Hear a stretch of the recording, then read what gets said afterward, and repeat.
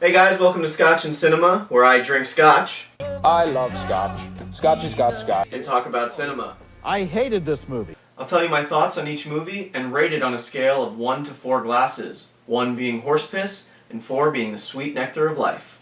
Bitch. This is the Oscar edition, where I'll be talking about the Best Picture nominations. And you talk about some motherfucking actors in Oscars, and it just ain't that deep. And here's the other thing. There have been allegations of racism surrounding this year's Oscar awards. They're a bunch of racists. Damn, that was racist. I am not a racist, all right? Critics point to a lack of diversity in the selections. What in the hell's diversity?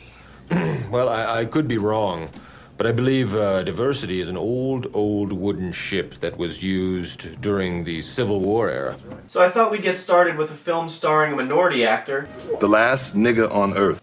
Tom Hanks in Bridge of Spies. Once again, Tom Hanks and Steven Spielberg have joined forces to show us the glory of yesteryear. My friend here thinks it's fine the way it is. Well, I saw it, and it scared the shit out of me. It scared the shit out of every man in America. This film is a cloak and dagger thriller revolving around Soviet spies and the U-2 pilot shot down over Russia, Gary Powers. I read about it in a book. This is a pretty standard Spielberg epic, great sets and production design, a hell of a script produced by Joel and Ethan Coen, and Tom Hanks his usual Oscar Gold self. Pork rinds.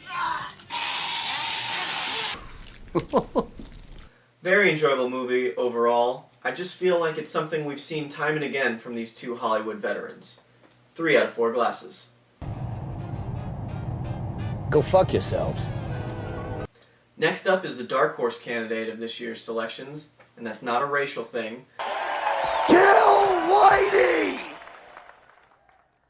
Room. I feel like this movie snuck up on a lot of people because it was an Irish-Canadian production and had a much smaller distribution than some of our other picks. It sounds good. It's a wrong statistic. Check your numbers. The first part of this film can only be described as creepy. With a young woman held hostage in a small shed, there's not much more to say. Puts the lotion on its skin. Now! Well, say it, don't spray it, brother. Dang. Her child, Jack, the point of view character, has no knowledge of the outside world. So when they're able to escape, the story shifts to the culture shock awaiting him.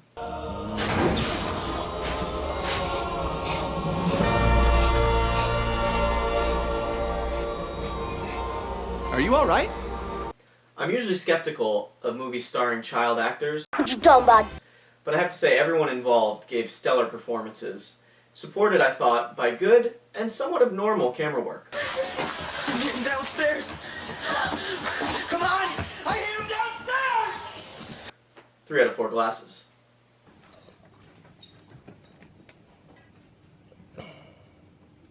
I must say, damn good stuff, sir. Up next, Brooklyn. Centered on a young Irish immigrant to 1950s New York, this starts off as your classic fish out of water story.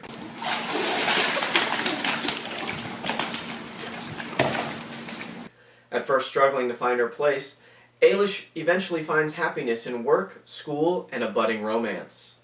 She wants to fuck me. She wants my dick in or around her mouth. Newly married, she is forced to return home amidst a tragedy.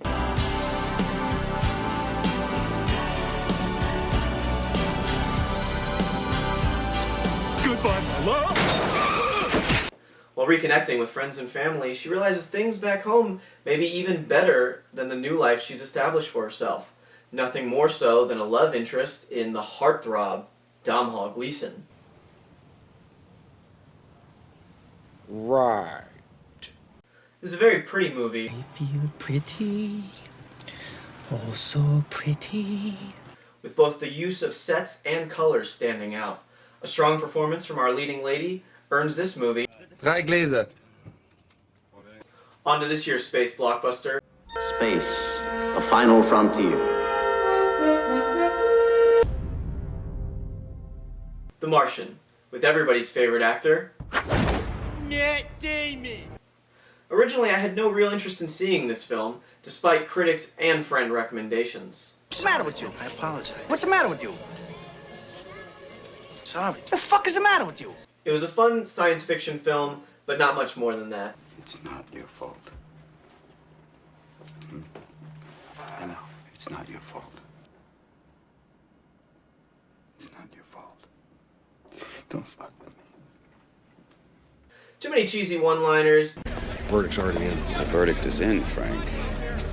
But the jury is out. and a somewhat predictable storyline left me a little bit disappointed. Can you give me back my time?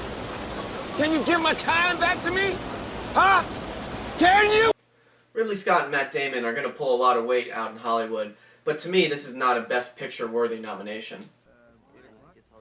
We're not worthy! We're not worthy! On a final note to Matt, weak beard game, man. Don't do that again. 2 out of 4 glasses. I don't like the sound of them apples, Will. What are we gonna do? Jackie, Yeah? it's hunting season. Alright guys, thanks for watching. Tune in next week where I'll discuss the final 4 nominees. Until then, bottoms up.